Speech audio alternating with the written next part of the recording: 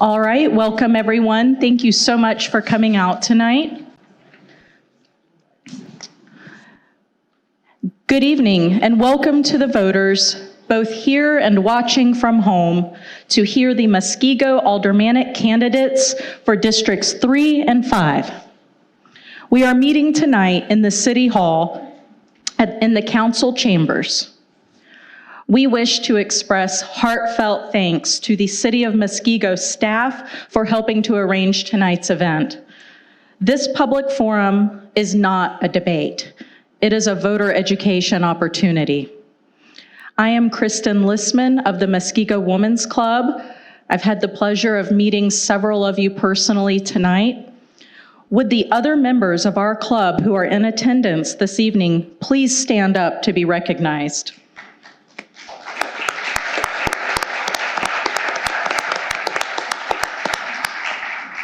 We are honored to serve as moderators and timekeepers for what promises to be a very informative evening. Welcome to those of you who have come in. Expectations for tonight's discussion are as follows. Each candidate will have 2 minutes for opening comments. There will be 7 questions. Each candidate will be asked the same question and will be told how much time is available to reply. Please look at the timer occasionally to gauge your response.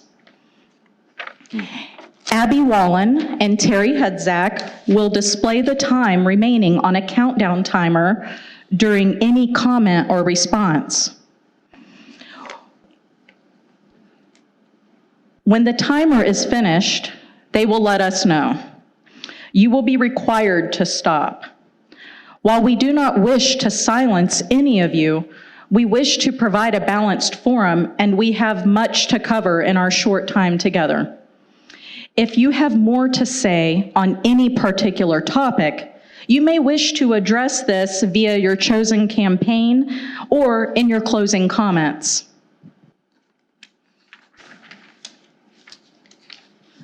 Please do not begin your reply until you are asked by name to begin. We will rotate who will reply first to the question and proceed through all candidates. If you need the question repeated, please ask. It will not be counted against your time. After the questions are finished, each candidate will have 3 minutes for closing comments. As this forum is not a debate, we ask candidates to refrain from crosstalk amongst each other. Out of respect for the voters listening, interruptions are not allowed. The same applies to members of our audience. Tonight is designed to educate voters on issues that are of high importance for a prospective alderperson in the city of Muskego. It is not intended to address all views, values, or opinions among the candidates. If any member of our audience here tonight has a question for our candidates, please write it down on the index cards provided and we will collect them. I will pose your questions to the candidates, time permitting, before closing comments. We will likely only have time to address 2 or 3 questions from you, as each candidate will be given equitable time to respond. Thank you for your understanding as we proceed with professional decorum this evening. As a reminder, please silence your cell phones.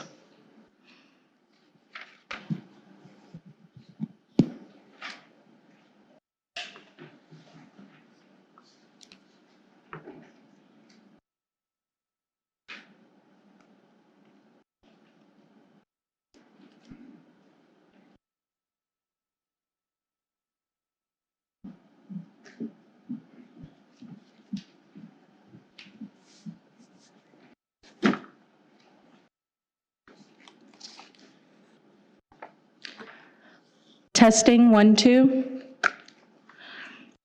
Let's meet our candidates. These candidates are vying for 2 seats on the Common Council, representing their prospective districts. Each seat will serve a 2-year term. As alderpersons and members of the Common Council, they will be serving as part of the legislative arm of city government. They will be asked to decide on policy matters, enact ordinances, resolutions and motions, and approve the annual budget. They will also appoint or confirm the appointment of certain city officers, among other duties, all for the benefit and best interest of the residents of the city of Muskego. For District 3, we have incumbent alderperson John Terrence and challenger Dennis Decker. For District 5, we have incumbent alderperson Deb Schrader and challenger Dr. Philip Conradi. Do any of the candidates have questions before we begin? No. Let's go. Are my timekeepers ready? Excellent. Each candidate will be given 2 minutes to introduce oneself. We will begin with John Terrence. I want to thank the Women's Club for putting this on. I know the time investment is given of this, so I want to thank you for that and for those that are in attendance. My name is John Terrence. I represent District 3. My wife and I have lived in Muskego for almost 12 years now. We have 3 kids. I have a 21-year-old who graduated from Muskego High School. I have a 20-year-old who is at MSOE and a 13-year-old who is still here in the district, who eventually will be a graduate, hopefully. This will be my 3rd term serving here at District 3, and the reason why I continue to run and continue to want to serve is because I love this community. I love what it has meant for our family. I love the values that it represents. And I feel it's only fair to give back to the residents of our community in this opportunity. So that's a little bit about me. Thank you. Thank you, John. Next, Dennis Decker. Hi. My name's Dennis Decker, and I'm a candidate for alderperson in District 3. I grew up in a small town, Milford, in downstate Illinois, located 100 miles straight south of Chicago along the Indiana state line. My family was in the livestock business. We were cattle and hog buyers, and we also farmed. As you can see, my roots are small town, rural, not big city. At the end of September of 2018, I moved to Muskego from Libertyville, Illinois, where I'd been living and working in the corporate world for about 18 years. Since moving to Muskego, I did contract work for Abbott Labs and SC Johnson, then 2 years as an employee for Airgas during the pandemic, and then another contract assignment for Harley-Davidson. Currently, I am the trustee for our family farmland trust. My family has had some civic involvement. My father served on our local school board, was a bank director at a small community bank, and served on the advisory board for Parkland College near Champaign, Illinois, in its early years. My dad's first cousin, which I believe would be my second cousin, played a major role in the development of Cary, Illinois, which is only 33 miles southeast of Lake Geneva.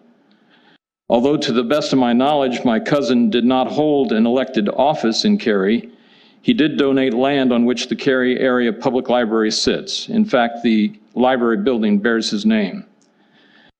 My own political involvement began many years ago when I had the privilege of working as a congressional intern on Capitol Hill for an Illinois congressman. That was an experience I'll never forget, and I value the lessons learned back then.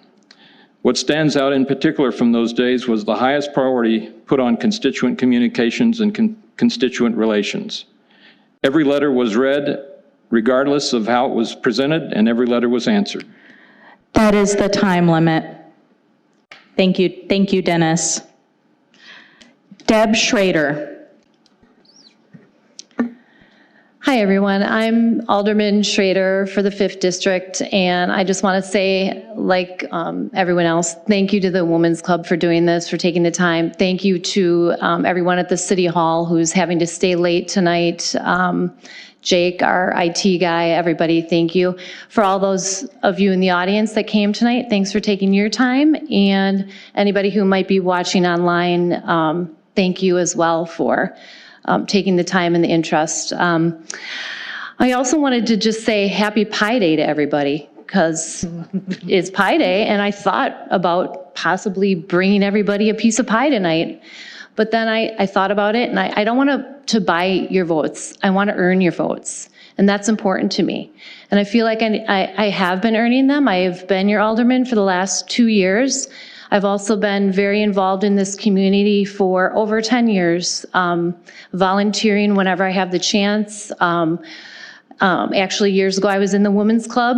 I'm also been a longtime volunteer for the Muskego Chamber of Commerce. I'm an ambassador.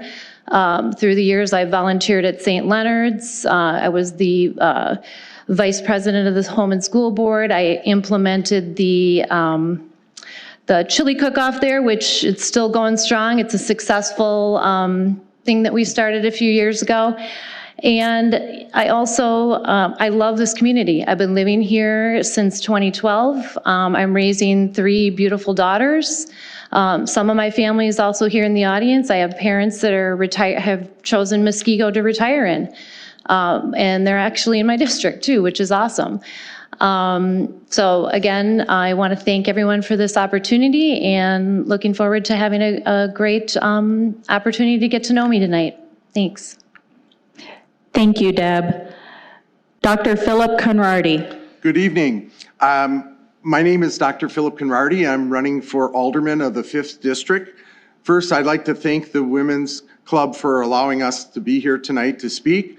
My mother was a lifelong member of the Christian Mothers in the Community League, so I know what strong women organizations such as yours and how they contribute greatly to our community.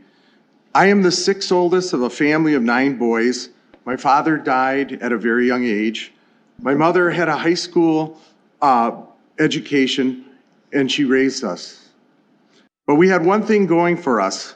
My mom was raised on a farm in northern Wisconsin, dairy farmer. And you know what they say about farmers? They work from sun up to sundown, and they never complain. My first scholarship was from the Community League Scholarship for $200. And that was a big deal for my family because there were 6 of us in college at the time. My mom put all 9 of us through college. Some of us have 6 years, some have many more. I've been a resident here of Muskego for 30 years. My wife Lily and I have 7 children. Muskego is a wonderful place to raise a family. I'm proud to be part of this community. We also have a young family. I have 2 in the middle school and 1 that is going to transition into the high school.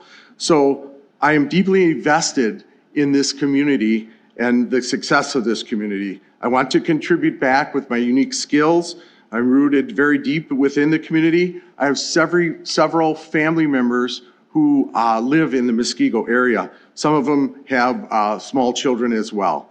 During my lifetime, I acquired many leadership positions. I guess it started for me at a very early age.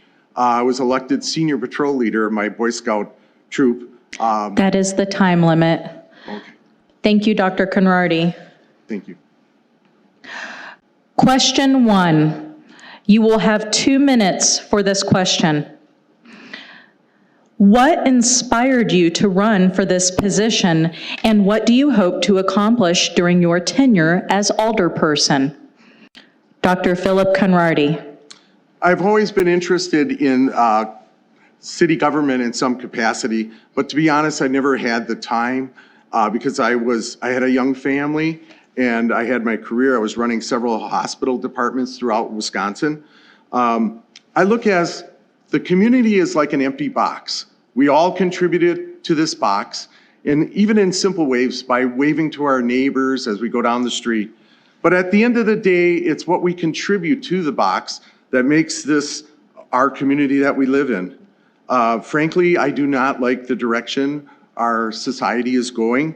So I feel like I must give my God-given talents and my time to make this a better place for all of us. No one in this room is guaranteed tomorrow. So I only pursue things that I'm very passionate about, and I'm very passionate about my decision to run. I'm here for the right reasons. Again, I have a young family. My youngest is 6 years old, and I know it's hard to believe because I look so young, but it's true. I have a passion to run and help out our community. I have several qualifications. I've been in a lot of leadership positions during the course of my life. And again, I have multiple family members in the area. Some have younger children than mine. I have very unique leadership skills, and I want to contribute back to my community.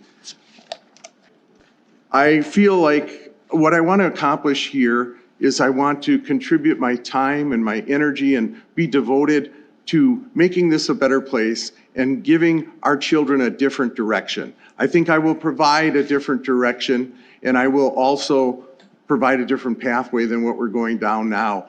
Again, like I said, I have a 6-year-old, so I'm deeply invested. I have 4 children at home. That is the time limit. John Terrence.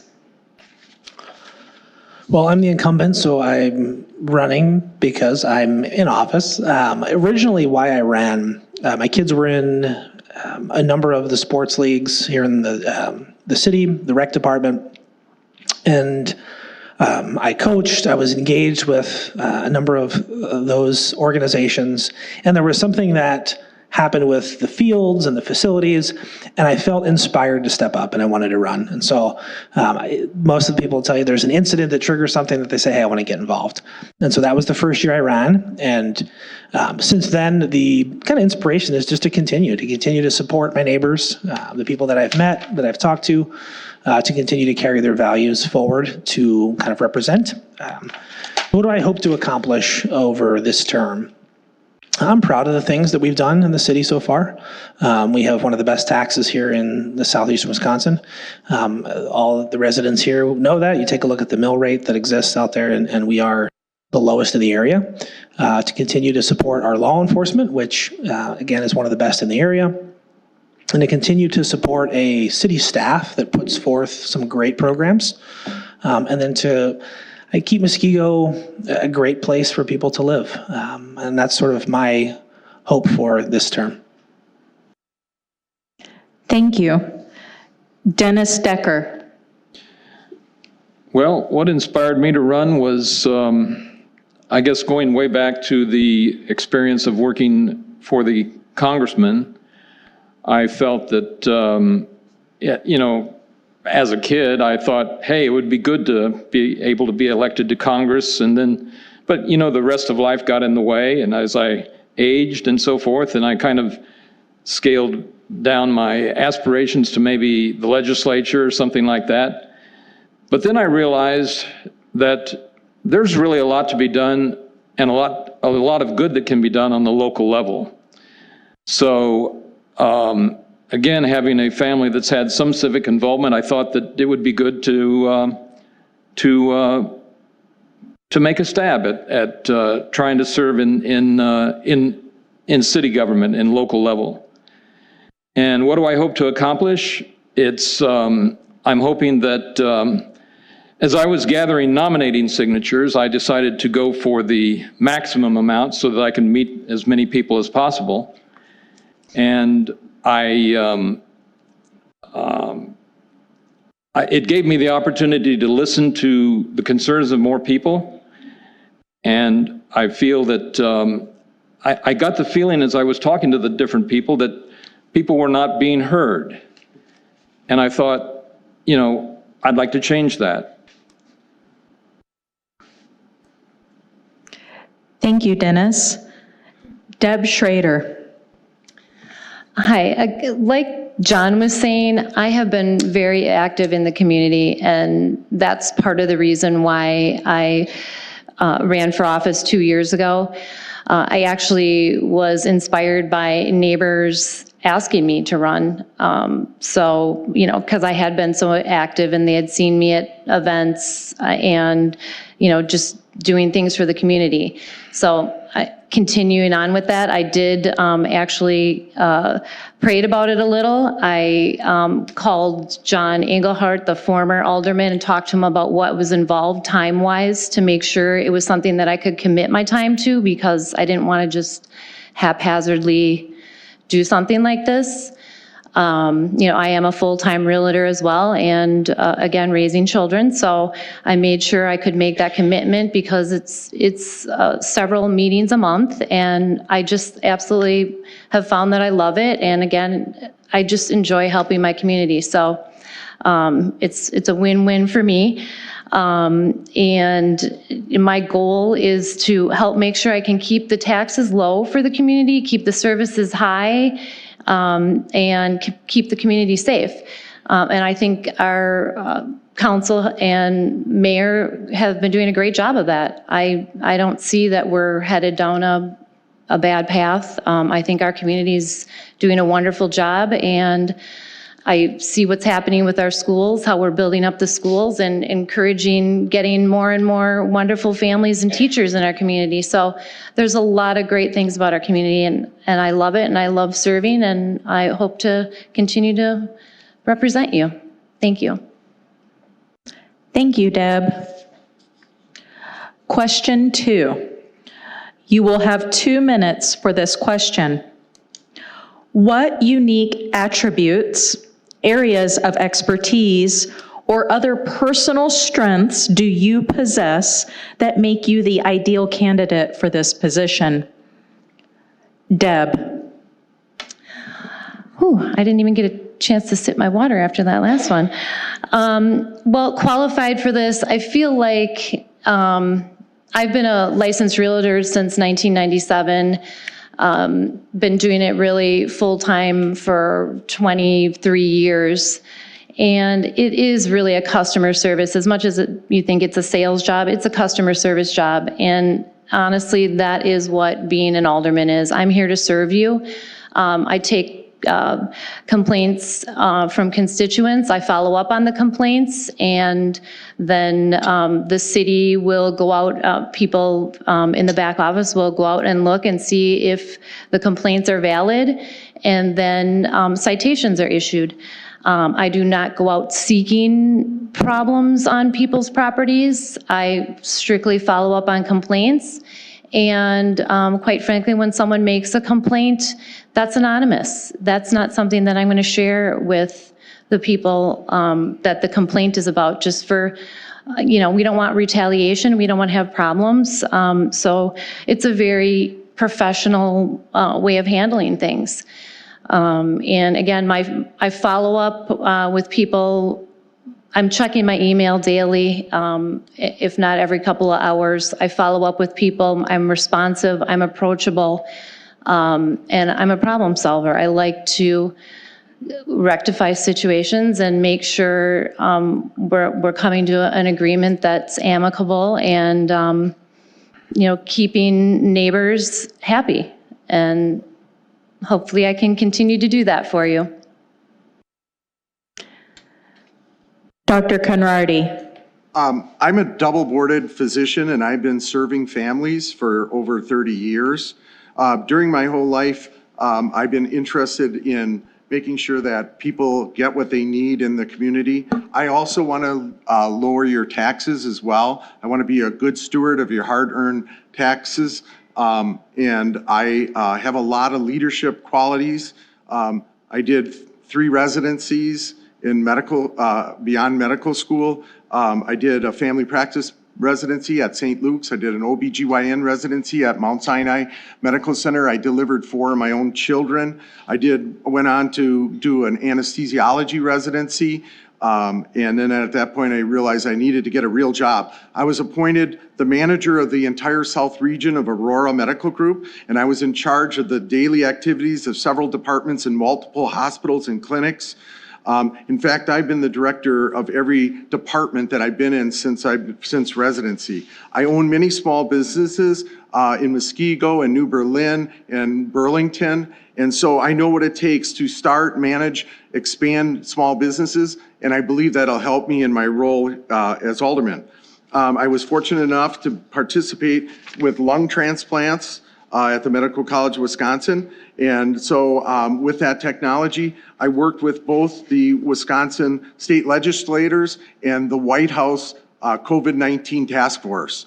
I worked with some of the top virologists in the country.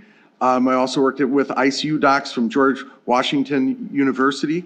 And basically, I made PowerPoint presentations for both the Wisconsin state legislator and also for the White House so we could disseminate the information to my medical colleagues.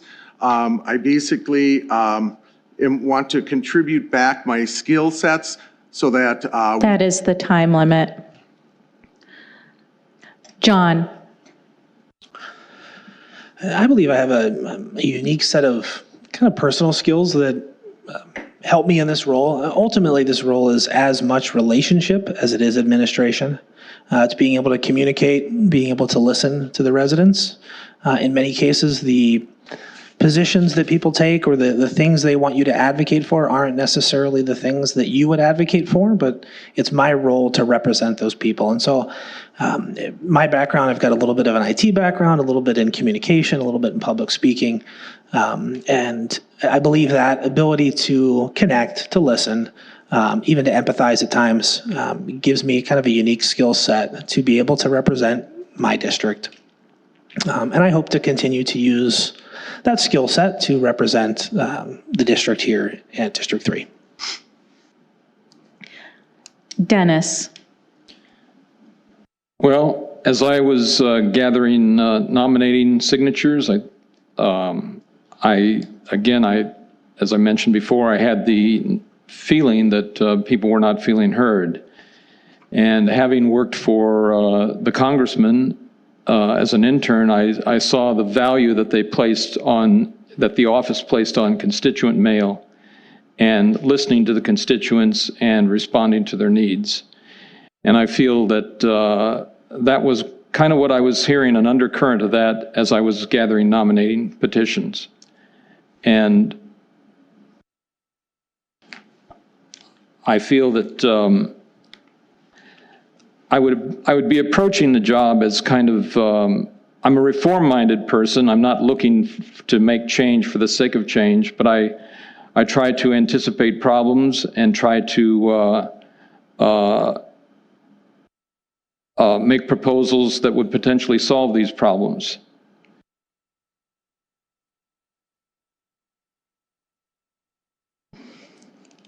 Thank you. Question 3. You will have 2 minutes for this question. The Common Council meets 2 times per month with occasional other monthly meetings depending on committee assignments. Alderpersons dedicate time to one's district and constituent concerns and various other time commitments serving Muskego. Though the position is part-time, how many hours do you feel you would be able to contribute to this position? Which aspect of this role do you foresee investing the most significant time in, and why? Dennis. I'm expecting from what I've researched that I'm expecting to spend probably 20 hours a week at least in dealing with this position. I think it kind of is what it needs. I think there are a number of needs out there that are not being addressed, and I want to try to work with the individuals to try to develop a win-win situation. I'm also concerned about people feeling that you cannot fight City Hall. And I want to do something to try to change that perception, that people's voices are being heard and that their concerns are being acted on. Deb. Could you repeat the question? I would be happy to. Though the position is part-time, how many hours do you feel you would be able to contribute to this position? Which aspect of this role do you foresee investing the most significant time in, and why? Well, it varies from week to week, the amount of time. It's driven a lot by constituents, for lack of a better term, complaints or concerns. Just this past week, we have construction going on in Hillendale right now and some things going on Trail. And I had a constituent that was not happy with some things. So, I met with DPW in the rain on Friday afternoon, and we were there for a couple hours. And it varies. I mean, you always are going to have your, unless there's no quorum and something's canceled, you're going to have your meetings. Not only do we have the meetings for the Common Council twice a month, we also have, I'm on the Finance Committee, I'm on the Library Committee, and I'm on the Festival Dandelion Days Committee. So they have a meeting each month as well. So that's about 5 hours right there a month. And then again, it's really driven by the needs of your constituents and following up with them and, checking emails and replying to emails. And it really varies. But I would say the most amount of time is just dealing with constituents. And honestly, it's as much as it's a part-time job, it's almost a full-time job, because you go to the store, you go anywhere in the community, and people are asking you or telling you something, or you run into neighbors, and you're constantly kind of on duty representing your district. So again, hope to do that for you guys again. Dr. Conradi. It can vary greatly, and I am willing to put forward whatever time is required. I only work 4 days a week now. I have every Friday off. I don't have any of the responsibilities that I used to have. So now I have the time to put myself into this position. I think you need to have time so you can talk to your constituents. You need to study the agenda for the Common Council meetings. You need to be able to have the time to talk to not only the people within your community, in your district, but also in the community, and get their feedback as well. I'm willing to devote as much time as possible for this, and I want to give my best effort.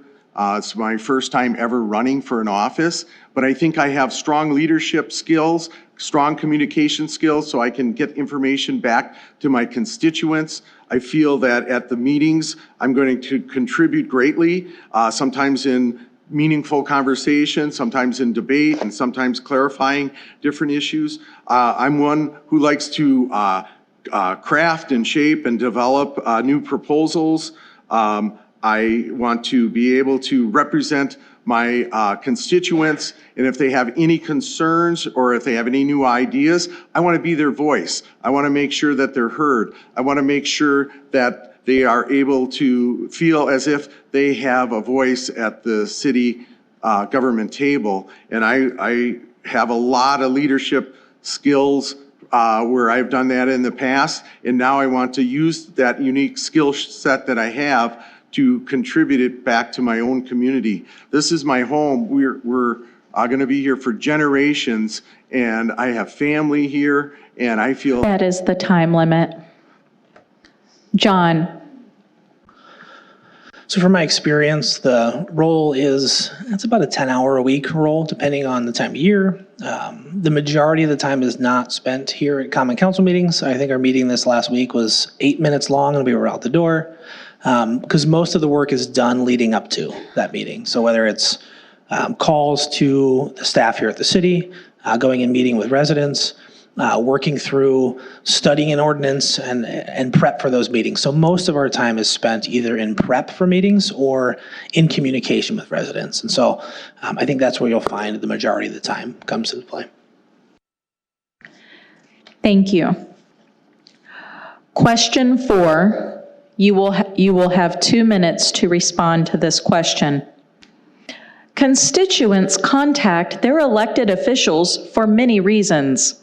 Sometimes they look to you for understanding and to address their concerns when they feel as if they have been treated unfairly. How would you handle a complaint from a citizen that a city ordinance is unfair?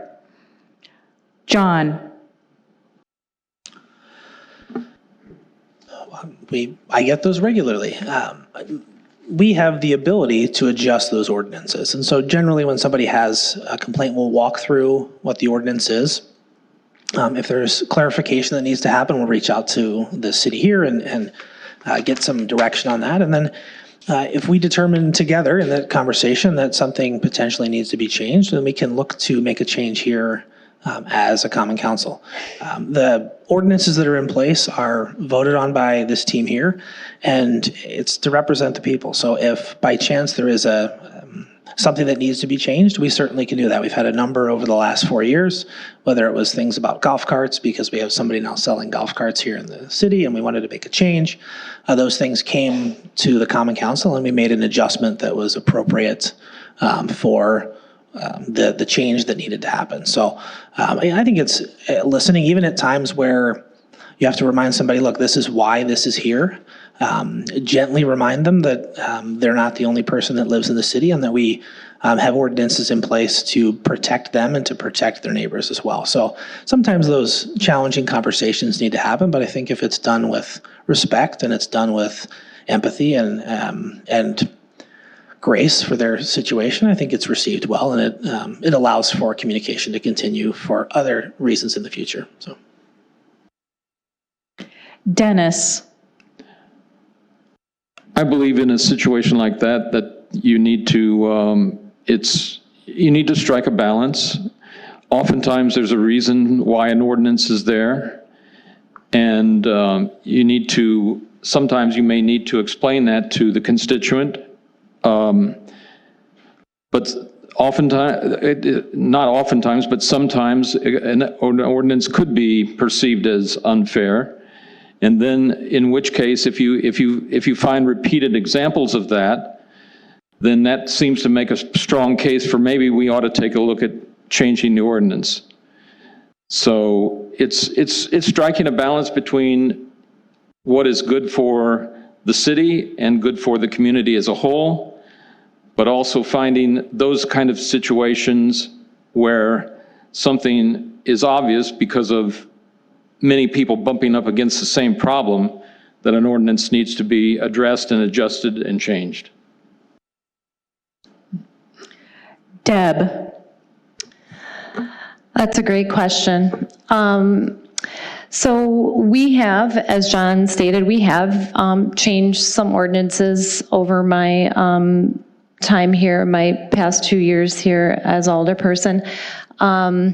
We take all people's concerns seriously. So when somebody calls to either, complain about something or want something changed, we'll look at what it is, we'll look at the history, we'll actually, like John also said, we call and we talk to people at the city who know the background of why certain things are in place that we might not know. Certain things get passed in previous administrations that, now we're the stewards of those and we don't always know, the why and where and how for it. So we'll explore into it, and it's something that we'll have discussions here at the council, and people from the public are welcome to come and give their input as well. And then, between the council, we'll vote on it. And it's not, it's not just my vote, it's the vote of the whole council. So things can get changed. It starts with people making the request. I always encourage people, if you see something you want changed, if you have suggestions right now, we're looking for what to do with the old police station. We're paying for it and we're not using it. And so we'd love to have suggestions on that. And again, we like to work with getting things done and work with our constituents to strike that balance, keep people happy, and also keep everyone safe. And that's the bottom line, is safety of the community. Thank you. Dr. Conradi. I have over 30 years of conflict resolution, being the manager of the South Region of Aurora Medical Group. And so I've had to deal with a lot of issues where we had to, where there were complaints. And you have to be professional, you have to be impartial, you have to be fair, you have to be kind. You have to gather up as much information as you can about the situation. And sometimes that involves using the information from the people within the walls here, because they're your greatest resources. I think you need to know where the strengths are on your team so that you can address these issues. And for an ordinance, if you have somebody where you really don't have a solution for them, you need to give them a pathway out. You need to provide some way, if they want to change that ordinance, you can say, well, this is what you need to do to change that. And then you need to follow up. You need to make a phone call after and say, how you doing? I know it didn't go your way, but I'm here. Can I help you or assist you in any way? I think you need to be humble, respectful. You need to treat everybody the way you want to be treated. And you want to make sure that you clarify the issue for the person. And sometimes you have to be the teacher. Sometimes you're the student. Sometimes you're the referee. If one person wins the debate, nobody really wins. You have to come up with a compromise. But in an ordinance where you don't really have that wiggle room, you have to at least give that person a way out and assist them. I think that's the most important part. Nobody likes to be cornered.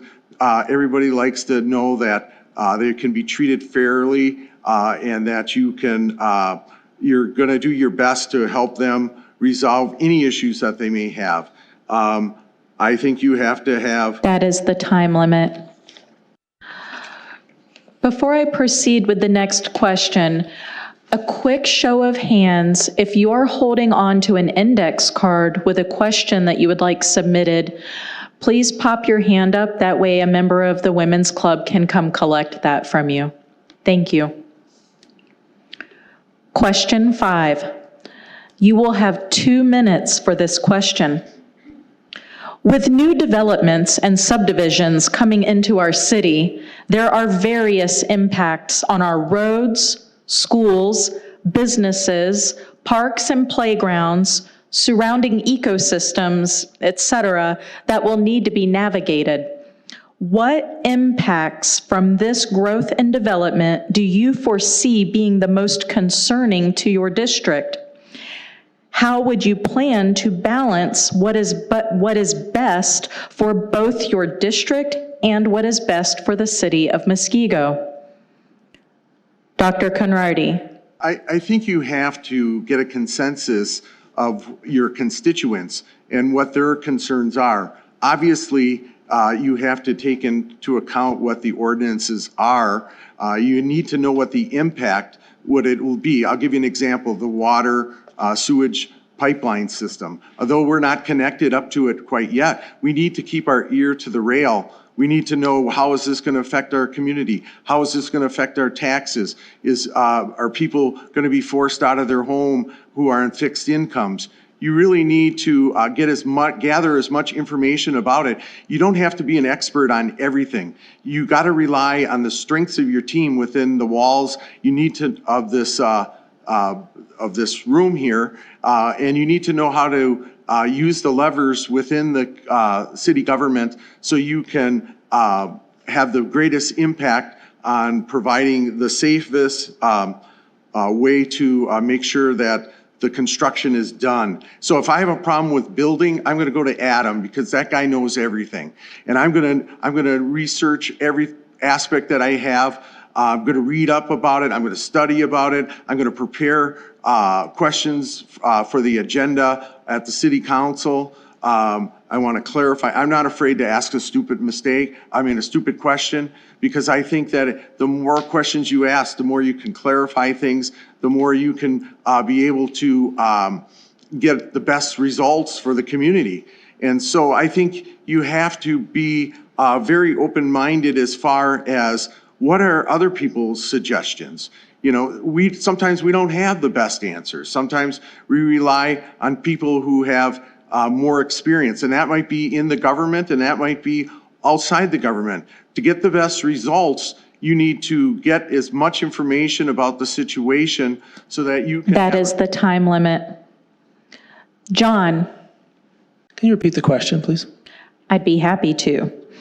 What impacts from this growth and development do you foresee being the most concerning to your district?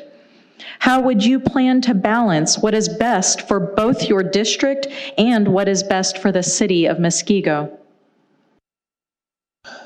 We definitely are seeing a lot of development. We have a great community that people want to move into. And so the challenge is, how do we balance building homes, letting people join this wonderful place we live without losing who we are and overpopulating? I think some of the challenges that you've brought up, I've heard all of them. I feel like the biggest one for my district, and probably the biggest one for the city, is some of the road issues that we have. And this is even outside of the development. I think one of the challenges we face right now is our road fund has not grown according to inflation. We've talked about it as a team up here. There's a need to invest more money in roads. If anybody lives near a road that needs repair, you know what we're talking about. And I think as we add more residents, add new development, it can put even more strain on those roads that are already kind of facing some challenges. And so I feel like that development that is happening, the new homes that are going in, one of the biggest challenges is, how do we continue to support our road infrastructure to repair the roads that are there in a timely fashion with a strong enough budget without it having a massive impact on taxes. And so it's definitely a challenge that we have to face. I think that's the biggest one. Dennis. Yeah, I agree that the in regard to issues for development, number one, I believe it needs to be a consensus of the community that's going to be impacted by that development. And that involves doing a thorough examination and study of how the impact is going to be felt by the different parties involved. It's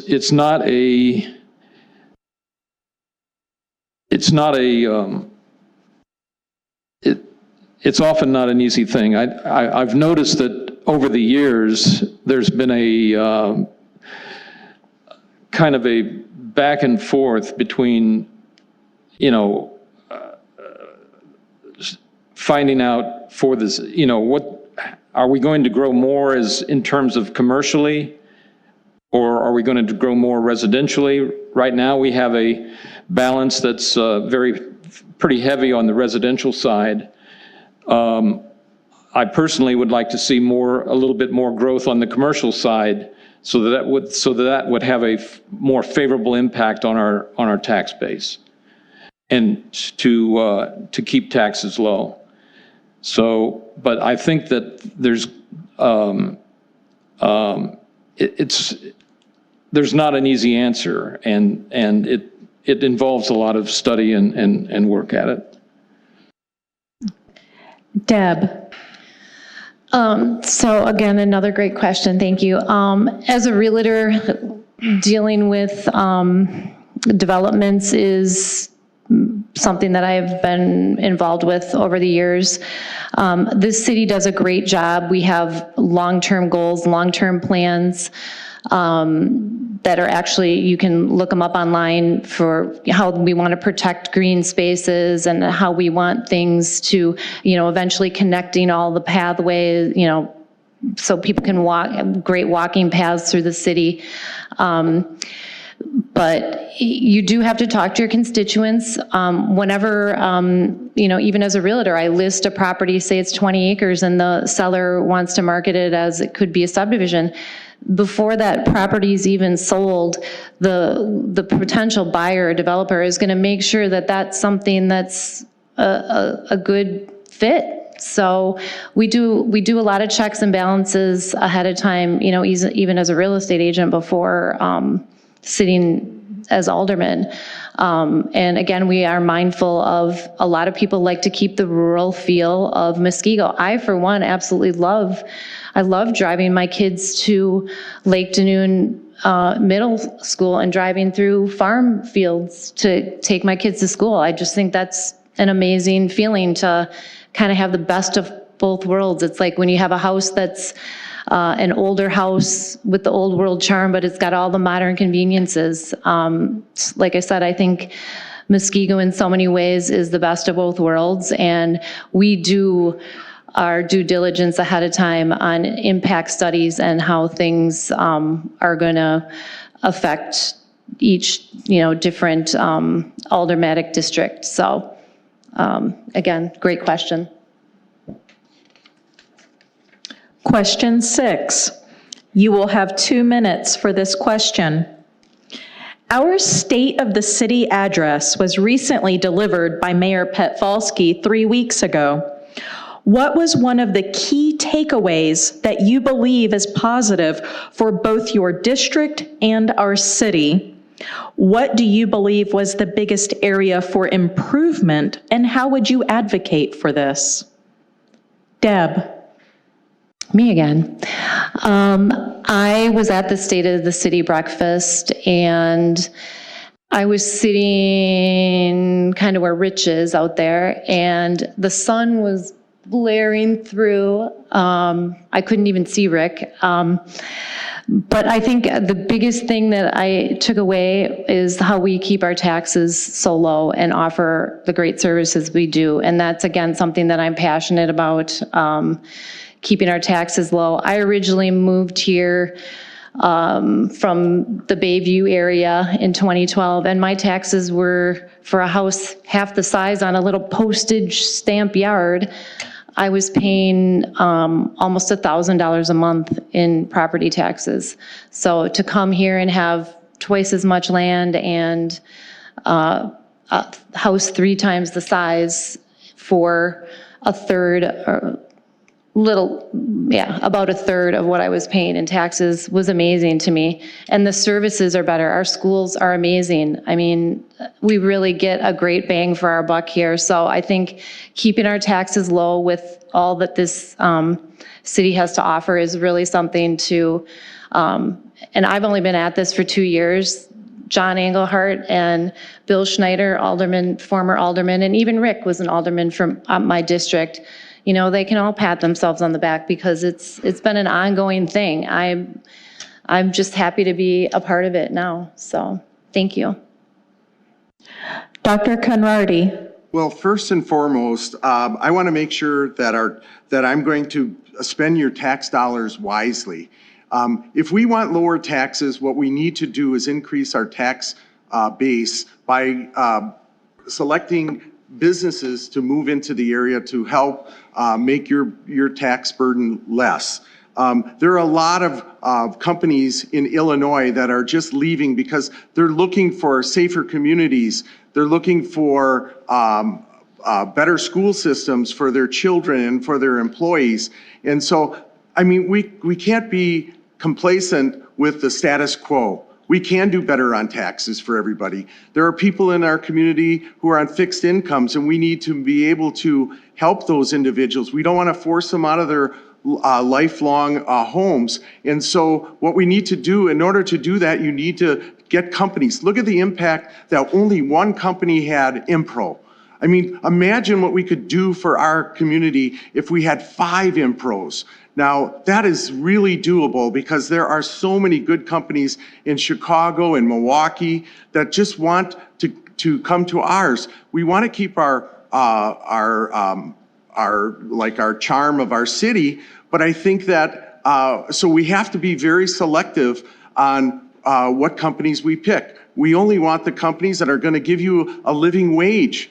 I mean, most of us have to commute outside the community to just get a living wage. What I want to do is make it so that in our community, you can actually live here, you can eat here, you can raise a family without going outside our community. I have a lot of experience with small businesses. I own several small businesses, and I think that I can definitely bring a lot of business into this area and companies into this area. I was just on the phone this morning with a Wisconsin State Senator. He happens to be one of my friends from high school. And That is the time limit. John?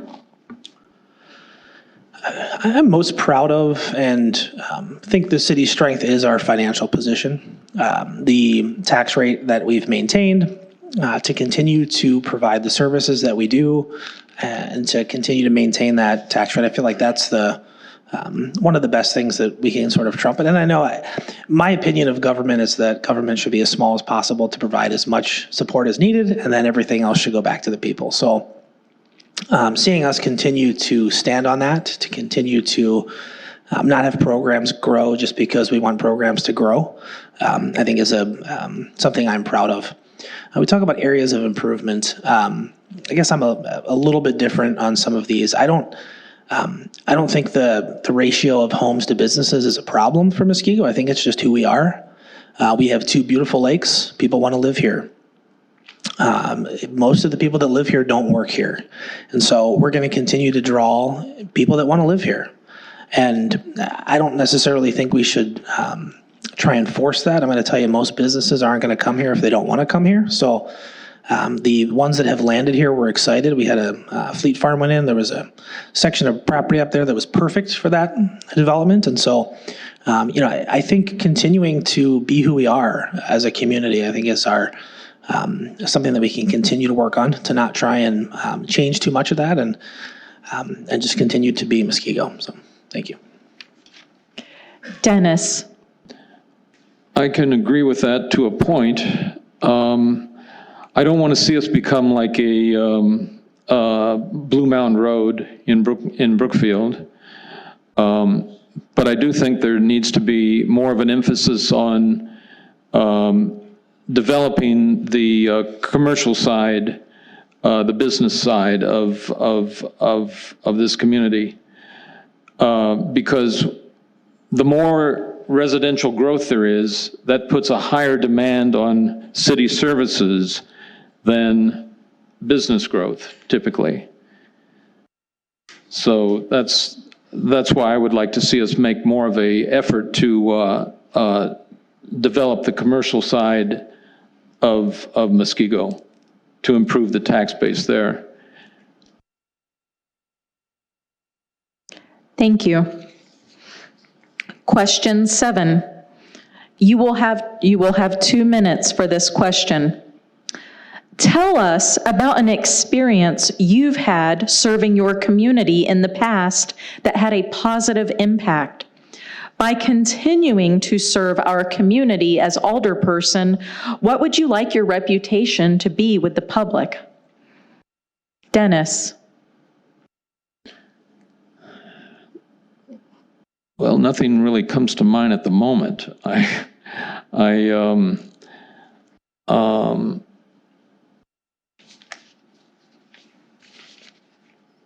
I've been here just shy of 6 years, and I'm not trying to make an excuse or anything. It's just that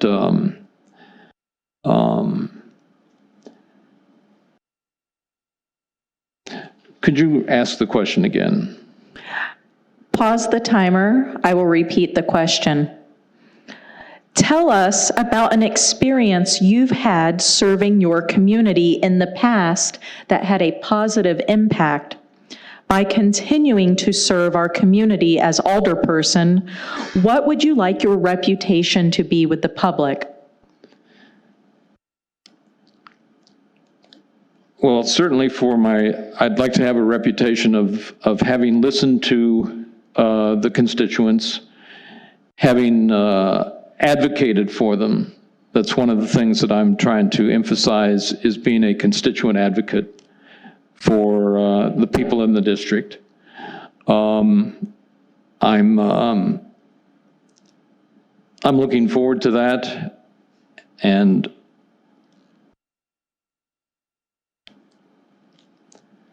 I know that there's going to be some challenges. But I'm anxious to take it on. Thank you, Dennis. Deb. Well, so I think I mentioned it a little earlier tonight. Something that I am really proud of that I started was the chili cook-off at St. Leonard's. I actually used to make my chili too for the cook-off, but I only ever got second place, so that was kind of a bummer. But it's still going on, the chili cook-off, and I try to make it to it when I can. I cook a chili when I can. I'm not involved in running it anymore, but I really feel like that's something Father Dan will always say that that's one of his favorite events at St. Leonard's. So I started it with another gal, and it just took off, and it's just it gets the parish and the school together, which bringing people together is something that I feel like I'm really good at. And in serving as alderman, I feel like I've got a great listening ear and I'm a good communicator. So it's something that I'd like to carry on with being your alderman, as well as being an ambassador for the chamber. When I started as alderperson, they asked, are you still going to do this? Because that's a lot to have on your plate. But I actually really love helping the small businesses out in our community too. I'm a big proponent of shopping small and helping the local coffee shops and little dress shops and things that we have here locally. So just being involved in my community, which I've always done since I moved here, and continuing to be involved and helping encourage people grow their businesses and their families and thrive in Muskego. Thank you. Dr. Conradi. Some of us do not work in the spotlight of government, and so I have done a lot of things to help everybody in our nation. For instance, I worked as a resident, I did a lot of lung transplants. And it was then where I learned new technology that would be very effective for helping with COVID.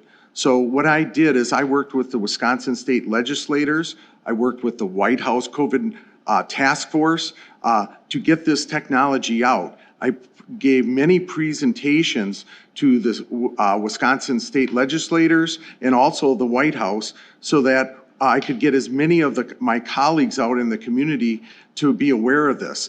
And because of those presentations, they were able to fund what is called the COVID-19 ECMO Center at the Medical College of Wisconsin. And I believe it is still one of the top treatment centers for treating COVID.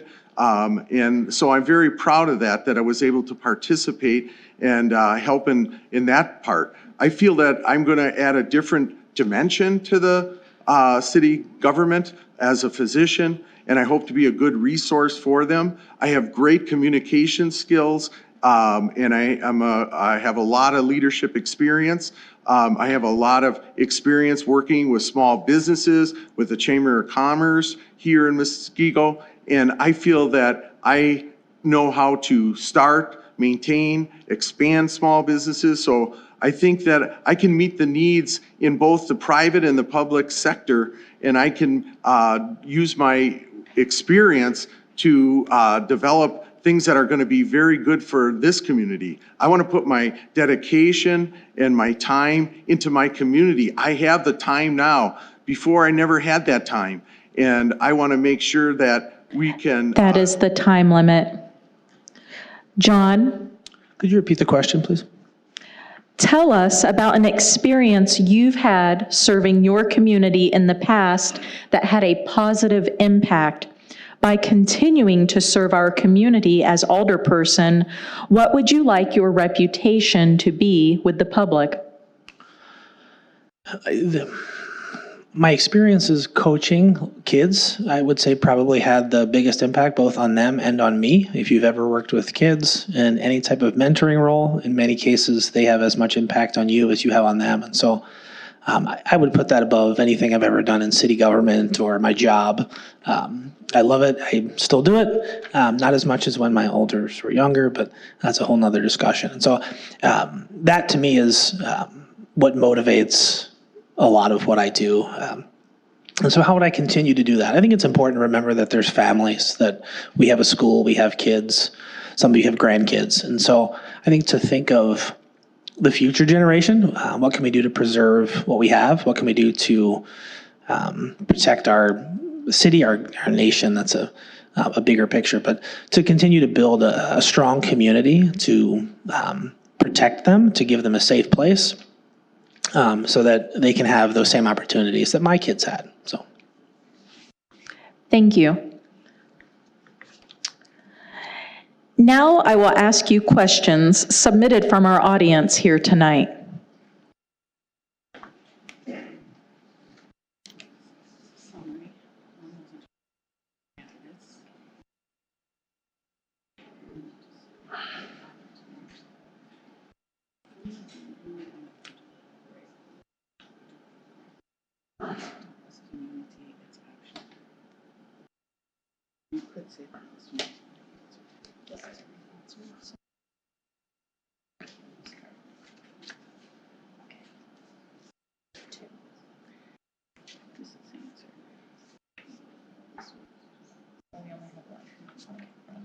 Did you want the summary? You can tell me.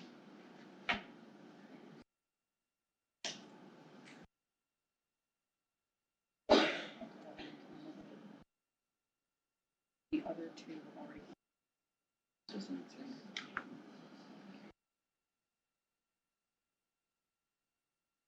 This is at a different level.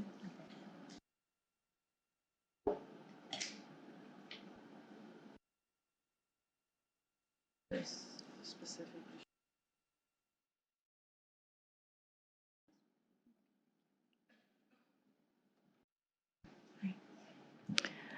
Thank you for your patience.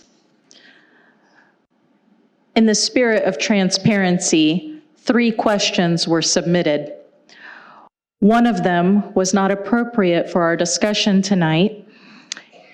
It really should be addressed at a different level of government.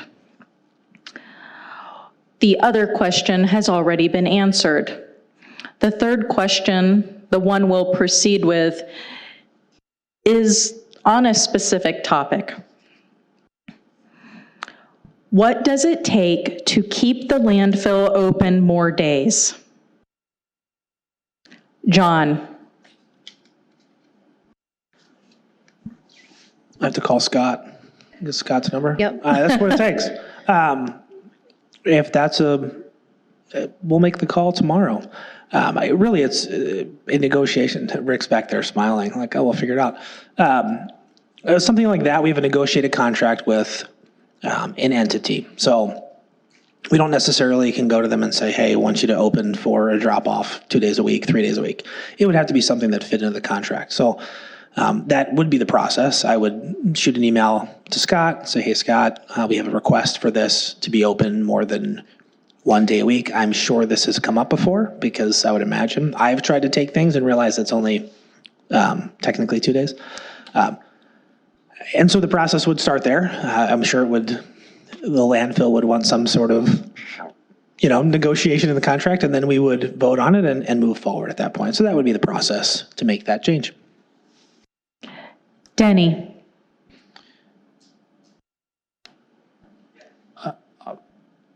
I'm not familiar with how many hours the landfill is currently open, but what John has just answered sounds very reasonable. if they have if by contract they're open, they have to be open for a certain period of time, then obviously in order to, you either need to modify the contract or preferably modify the contract if you can. And then if you can't, then when the contract expires, then you negotiate new terms. Deb. John pretty much summed it up, but it would start with somebody makes a request to their alderman about a want or a need, and we take it back. We go to whatever department needs to address it, like DPW, and figure out if it's something that's realistic to do. It's got to be, obviously contracts are involved, but sometimes things are more wants than needs. So again, that would have to be addressed, and certainly anything's possible. And again, we welcome any questions like that, anything that people feel like they'd like to see happening in their community, ask us. That's what we're here for. So thank you. Dr. Conradi. Yeah, I've been involved in a lot of contract negotiations. I hired the majority of the physicians in my departments in the South Division of Aurora. So I'm very familiar with certain aspects of what is involved in a contract, but I think you have to rely on the strength of your team. You need the wealth of knowledge within these walls can really, and outside.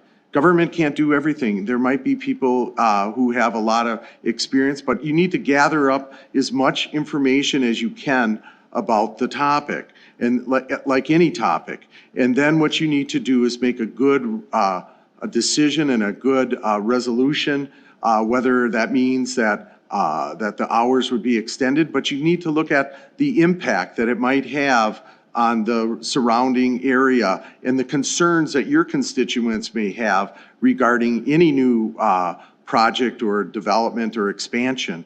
So I think that I would be very strong in this area, because I think that I would put the time in to research as much as I possibly could.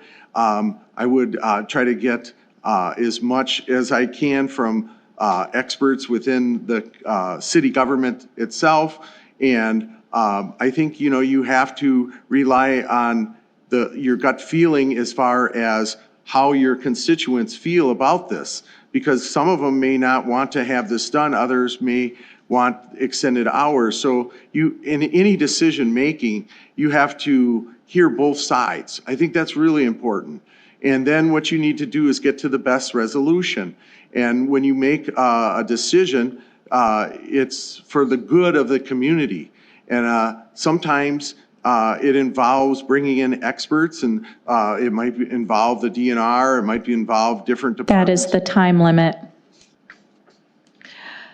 You each will have 3 minutes for closing comments tonight. This is your opportunity to speak directly to the voters with a personal summary of your views. John Terrence. Thank you, Kristen, for being here. Thank you to the Women's Club for putting this on. Thank you to the city again for having this building open. Those of you that are here that would rather be at home.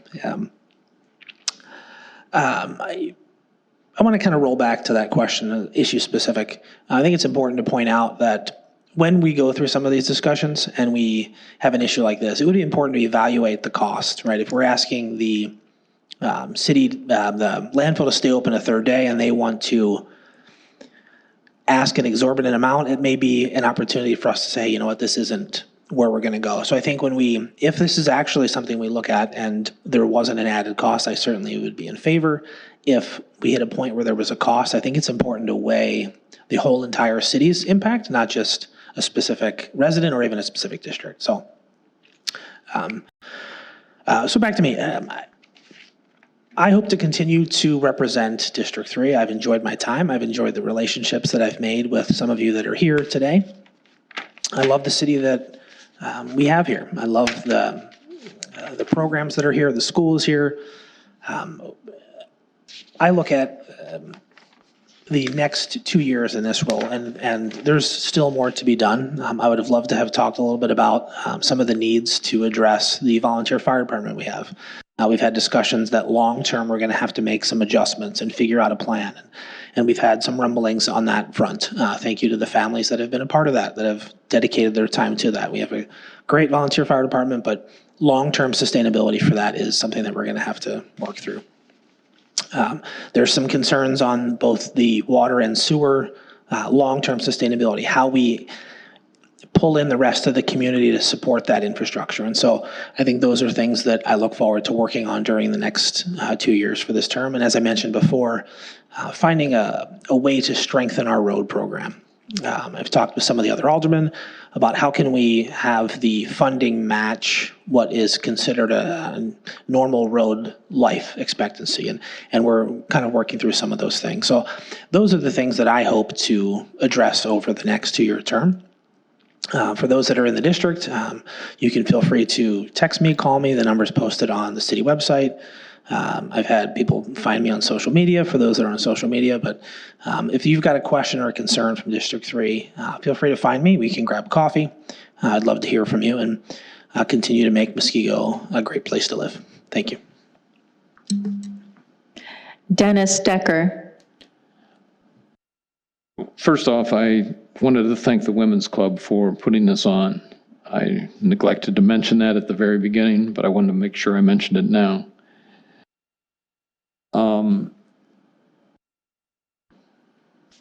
I consider myself a reformer.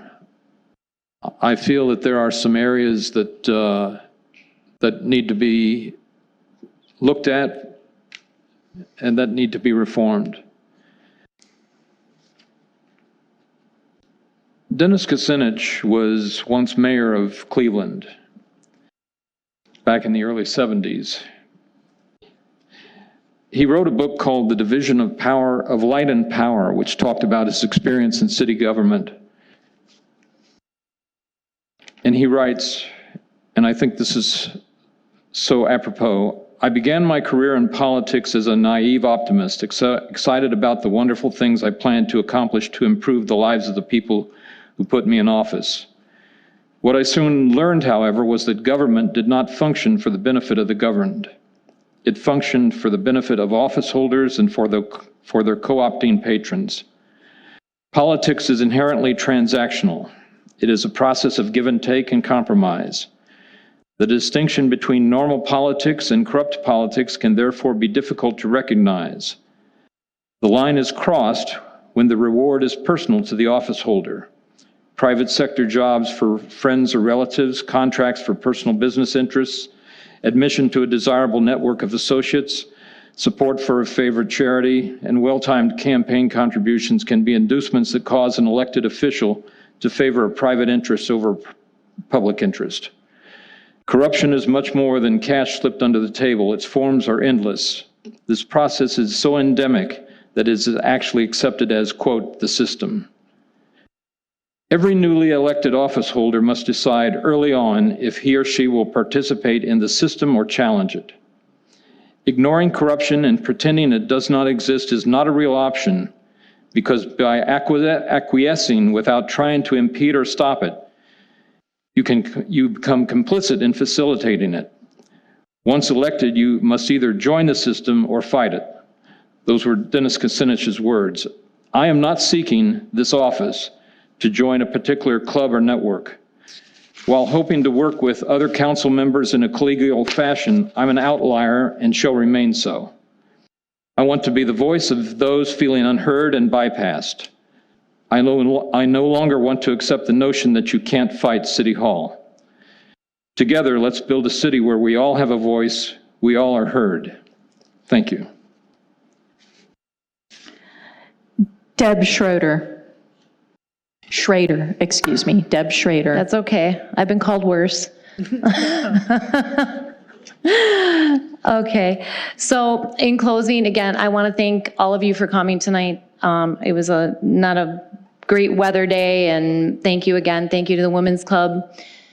And thank you to the IT and people at City Hall that are staying late for us tonight.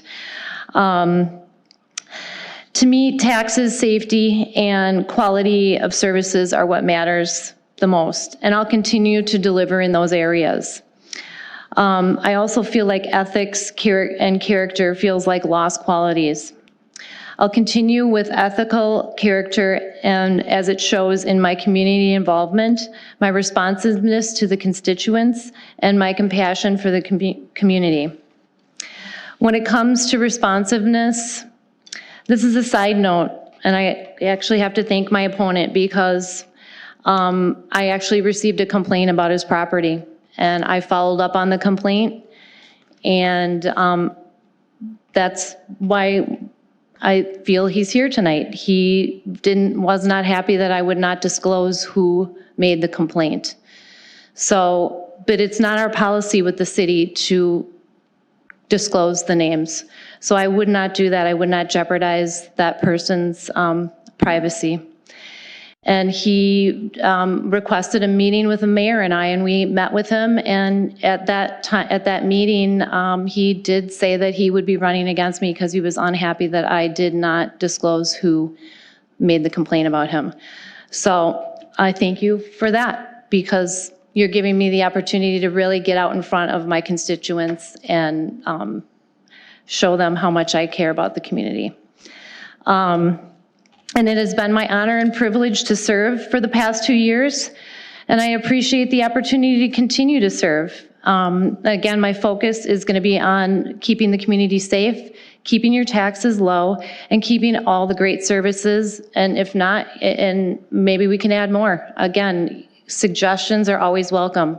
We aren't mind readers, and we love to hear all your feedback, positive or negative. That's our job. So, and I really became interested because neighbors asked me, and I'm passionate about my community, and I would love to continue to serve as your alderman.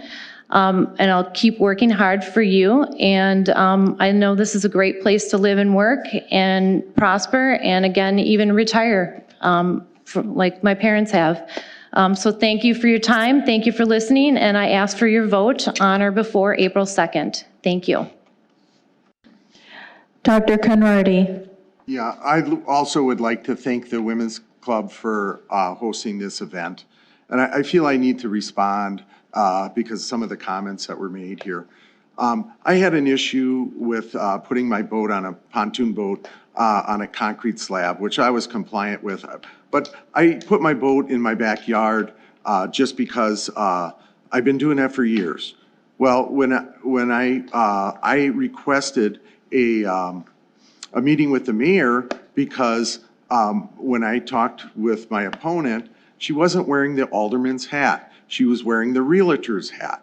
And you need to wear the alderman's hat all the time. And when you're in a closed door meeting with the mayor, you shouldn't take things to the radio. You shouldn't take things to the newspaper. I don't get involved in that. And yes, I don't like career politicians, and nobody knows why you're running. I have a 6-year-old child. I have a lot of brownie events that I have to go to, teacher-parent conference. But first and foremost, I want to make sure that your tax dollars are used wisely. I want to be a good steward of your hard-earned money. I'm going to be fiscally responsible, and I'm going to be very conservative. I will always stand up for the most vulnerable, whether it's our children or it's the elderly on fixed incomes. I want to provide a new pathway, a new direction. I think we need to instill by building smaller homes so that our children have the chance at the American dream. I'm living the American dream, but I never had a silver spoon. I worked very hard. Not everyone can afford a $400,000 home. We need to build smaller homes for not only our youth, but also for the elderly and for people who just want to downsize. I think we need to build our tax base.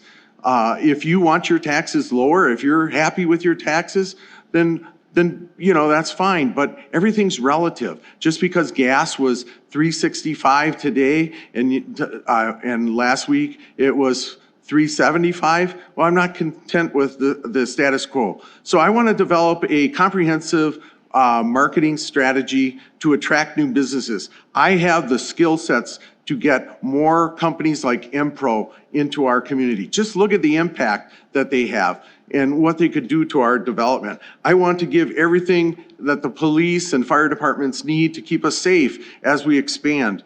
I want to make sure that you're able to live and you can get a job here by getting businesses into our community. I want to reach out to our children and help them get the post-high school education without raising your taxes. I have so many creative ideas. That is the time limit. I would like to close this evening by saying congratulations to each of the candidates for their civic awareness and willingness to run for an aldermanic seat. Thank you for sharing your thoughts with us tonight.